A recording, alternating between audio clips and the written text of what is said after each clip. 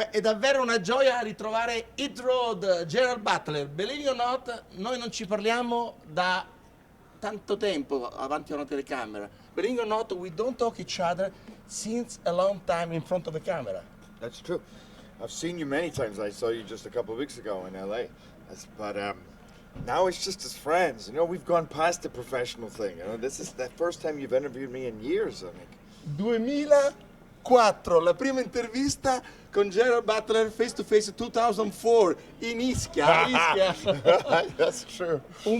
Tanto tempo fa. Yeah. Allora tu non eri ancora molto conosciuto, ma già da quei minuti, come vediamo in questo momento in questa fotografia, si capiva che saresti stato il beniamino delle donne. So then in 2004 you were not popular yet, but since the first minute I realized you were going to be one of the top icon for women in the world.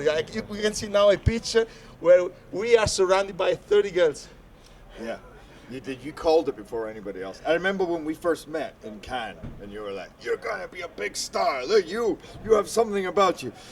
But the first night we met, we ended up at dinner. We ended up hanging out. We went out, and then I think within a few months, I was off at the film festivals with you, and staying at your apartment in Rome. We were fast friends, Pascal and I. Yeah.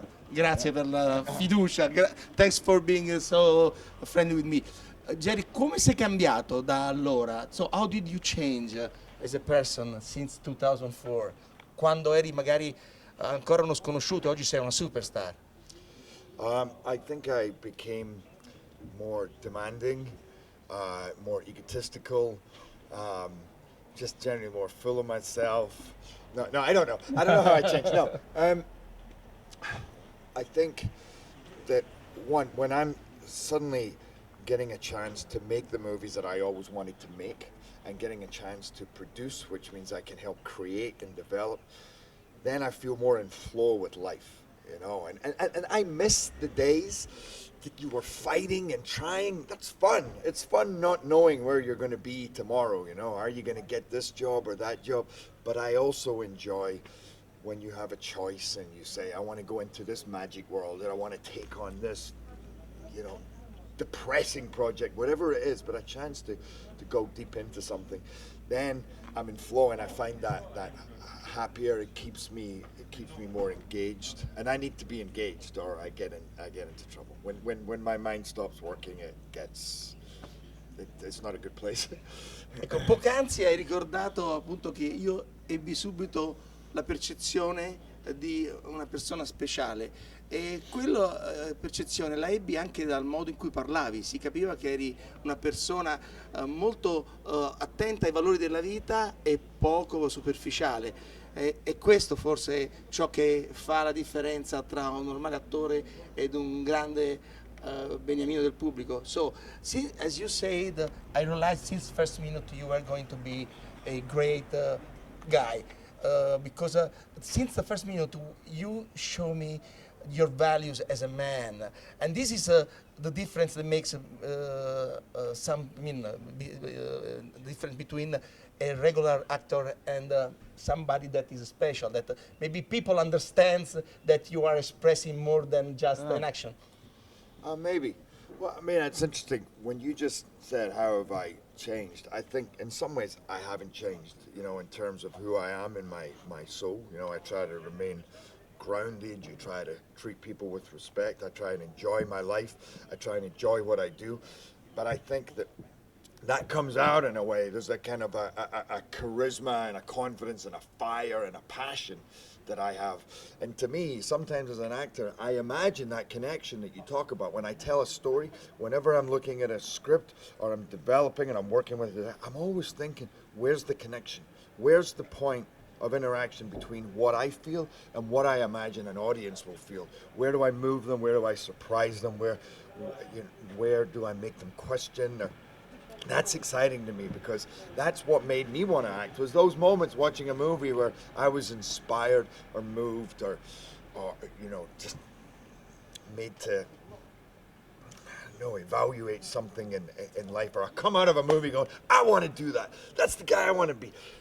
That is the guy I want to be. You know, I want to make people feel like that. I want to make people come out of the movie going, yeah, I want to do that. So it's fun.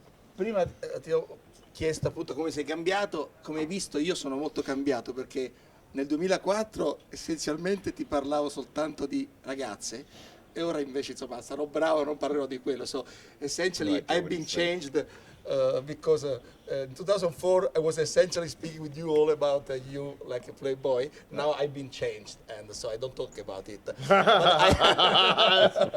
Ma ti parlo invece di una cosa molto importante.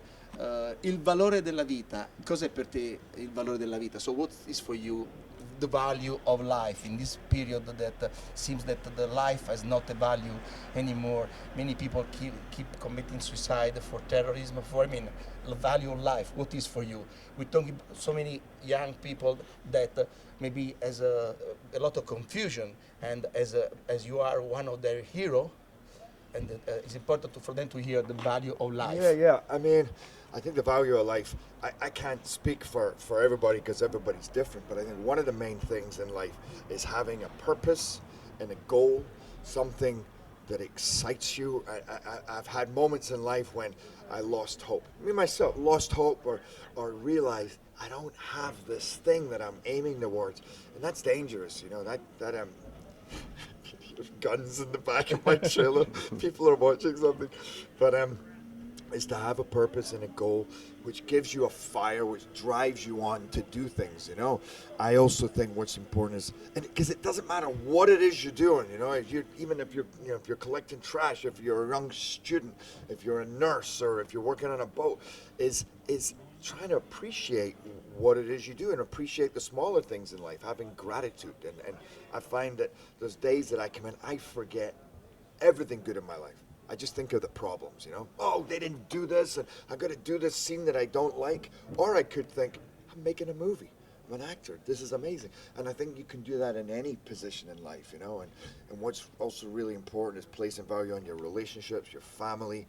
You know, I find that when you do that, you have a safety net, and you need foundation, connection all around you, you know. And they're just some of the things. I mean, I'm not a guru on this, but I say it because I've been to darker places myself, you know, and I've also been to beautiful places, and I find that when I'm doing work in myself and I'm trying to connect and I'm just being careful, and then life is 10 times better. Da Leonida a Olympus has fallen e ora London has fallen. La figura dell'eroe ti si addice. So from Leonidas 300 to Olympus has fallen, now London has fallen. So the hero figure is fits in very well in your body. Yeah, he does. I like taking on heroes. I also like playing other roles too, and I've done many in between.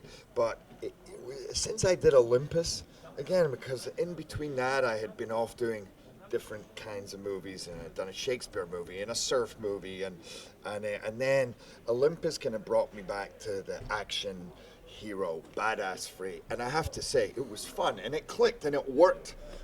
At the box office, and it worked with people, which is why I'm now doing a second one, because I'm not normally a guy who does franchises, you know.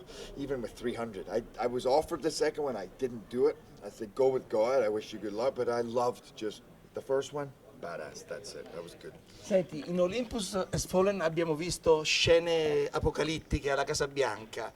In London Has Fallen ci aspettiamo altre grandissime scene fantastiche, anche soprattutto con gli effetti speciali. Sembra però che alla televisione in questo periodo si vedano delle scene che sono al di là di ogni aspettativa. So in Olympus Has Fallen we have seen apocalyptic scenes in the White House. In London Has Fallen we'll see, I think, even bigger.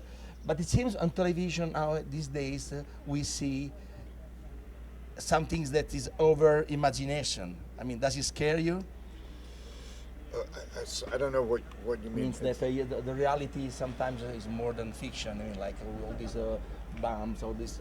Yeah, it does scare me. It does scare me, actually. You know, this movie, as we started to develop it, I originally didn't choose London as the base. We started with London. We've kind of tried to change the story, to be honest, to cover ourselves. You know, it's not quite terrorists, they're gangsters. There's a drone strike on them. You know, they supply other terrorists. They're taking revenge now.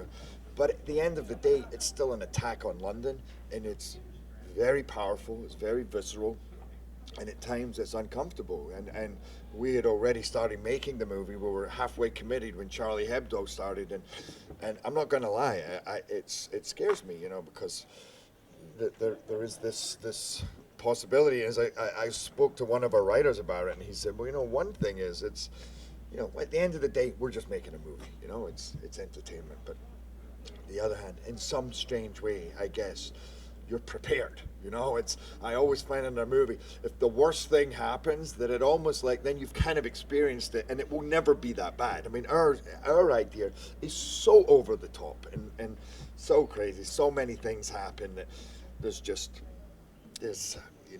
that's never going to happen. So I feel that if anything did happen, God forbid, then it's never going to be as bad as that. If you can look at it that way. Other than that, I'm not gonna lie. This is it's an intense film. It's an intense idea. So we really changed. We became so serious to talk about. So what is the real Gerry now? It's all the time so serious, or it's also some fun? Gerry, facciamo un po' una pausa da questi temi così importanti. Oppure sei diventato così serio e non ridiamo più? So we don't laugh anymore. Or we can have a little laugh just to finish this interview. No. No? I don't laugh. No, we still laugh. Come on. I think I laugh almost as much as I used to. I don't know if I've changed so much. I take some things more seriously, but I always want to have fun. I always want to keep people entertained. Sì? Canti sempre? Do you always sing? And sing? Oh yeah, sing. All the time. I'm always going to sing. No, not very well, but I'm always going to sing. Ma l'ultima volta che ci siamo visti tanto tempo fa, avevi chiuso l'intervista cantando Light My Fire. Con quale canzone? Oh, yeah. Which song we want to close this interview? Right, yeah. I just sang Fly Me to the Moon. Imagine. Fly me to the moon. Let me play among the stars. That's enough. Sei nel mood di Frank Sinatra. Quest'anno il suo anniversario, 100 anni avrebbe compiuto. So this year, Frank Sinatra would have been 100 years. You are in the Frank Sinatra mood. He would have been 100 years? Yeah. Me too. Bene, allora That's amazing. Un saluto alle tue fan. Don't be like that. Ecco, se già sei così alto poi non mi vedo. Un saluto alle tue fan. I'm trying to get to my trailer because they're waiting for me. I got to get in costume and I got to go work. But when Pascal talks to me, it becomes an hour-long interview. Un saluto alle tue fan italiane. Hey, thank you guys.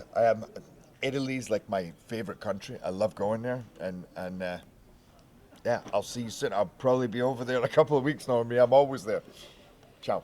Grazie. Gerard Butler, arrivederci a tutti. Hit road, man. Hit road, man.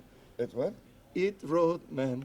And don't come back No no more, more. no more, no more, no more. Hit the road, yeah. And don't you come back. What you say? Ok.